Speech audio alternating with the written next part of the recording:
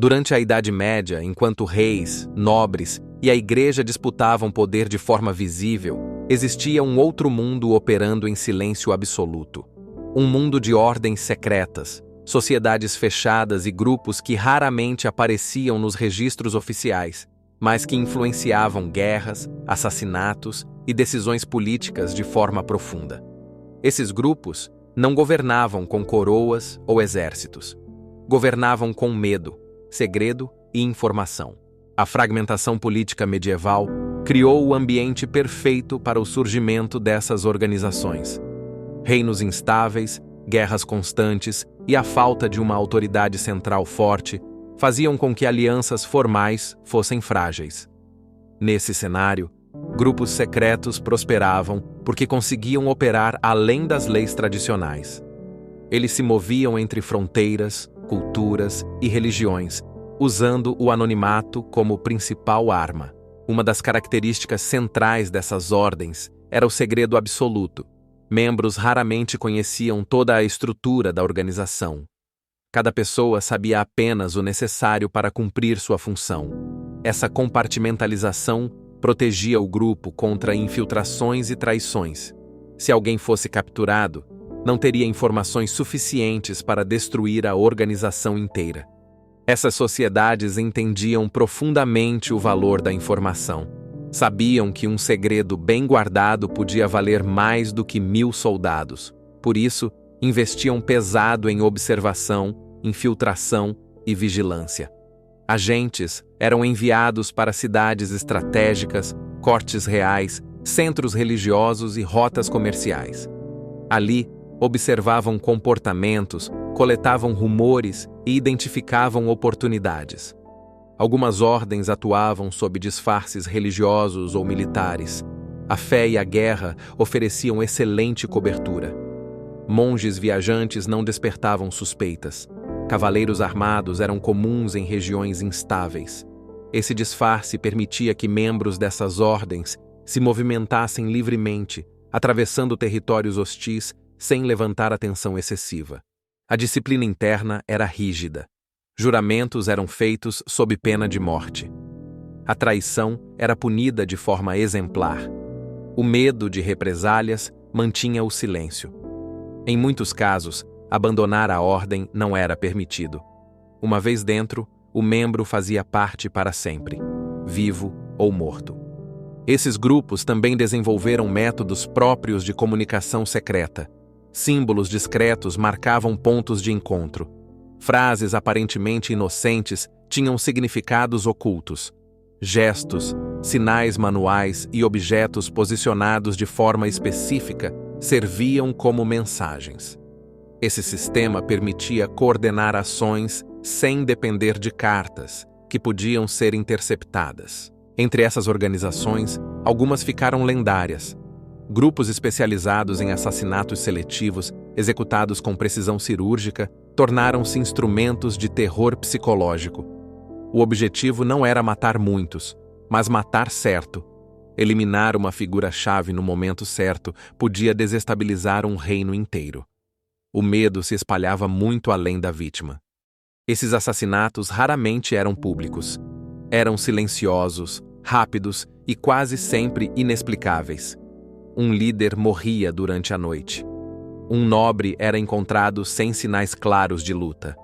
Um governante adoecia repentinamente. A incerteza sobre quem estava por trás criava paranoia. Qualquer um podia ser o próximo. A força dessas ordens não estava apenas na violência, mas na reputação. Muitas vezes, bastava a ameaça implícita de sua existência para forçar acordos, alianças ou recuos estratégicos. Reis preferiam negociar a enfrentar um inimigo invisível que não podia ser derrotado em campo aberto.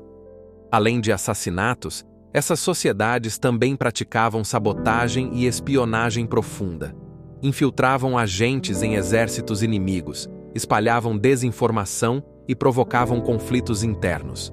Um reino dividido era sempre mais fácil de controlar do que um reino unido. A população comum raramente sabia da existência real desses grupos. Histórias circulavam como rumores, lendas ou mitos, mas para os poderosos, Essas ordens eram muito reais. Muitos governantes mantinham contato indireto com elas, usando seus serviços enquanto fingiam desconhecimento público. Era um jogo perigoso, onde confiança nunca era total.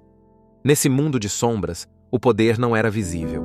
Ele se escondia em corredores escuros, palavras sussurradas e decisões tomadas longe dos olhos do povo. À medida que a Idade Média avançava, essas ordens secretas começaram a influenciar não apenas conflitos isolados, mas o equilíbrio político de regiões inteiras.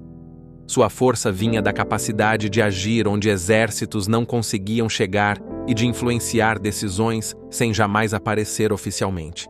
Elas eram o elo invisível entre espionagem, terror psicológico e manipulação política. Governantes passaram a temer mais essas organizações do que inimigos declarados. Um exército podia ser enfrentado. Uma ordem secreta não. Não havia muralhas contra um inimigo que já estava dentro.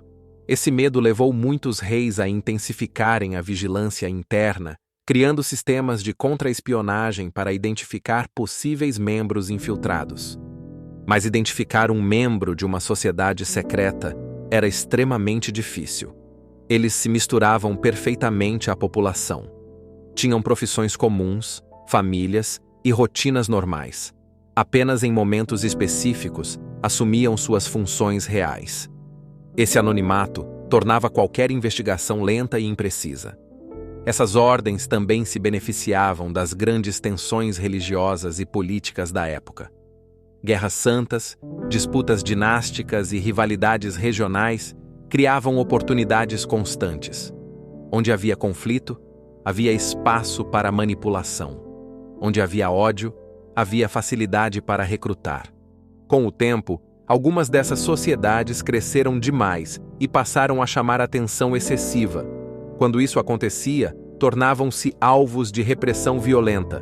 Governantes e instituições tentavam destruí-las, mas raramente conseguiam eliminar tudo. Mesmo quando uma ordem caía, seus métodos sobreviviam, sendo absorvidos por outras organizações ou estados. O legado dessas ordens é profundo. Muitas técnicas usadas por serviços de inteligência modernos têm raízes diretas nesses grupos medievais. Compartimentalização de informação, células independentes, identidades falsas, comunicação cifrada e operações seletivas.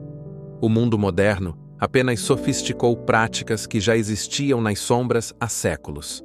Essas sociedades também moldaram a imaginação coletiva.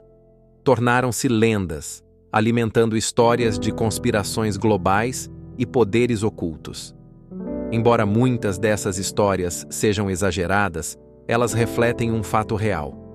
Durante a Idade Média, existiram grupos capazes de mudar o curso da história sem jamais aparecer nos livros oficiais. Este episódio mostra que o verdadeiro poder medieval nem sempre vestia coroas ou armaduras. Muitas vezes, ele operava longe da luz, guiado pelo silêncio, pelo segredo e pelo medo. E foi exatamente nesse ambiente que nasceram algumas das formas mais eficazes de espionagem já vistas. No próximo episódio, vamos explorar como a Idade Média deu origem à contra-espionagem organizada e à paranoia institucional, preparando o terreno para os estados modernos.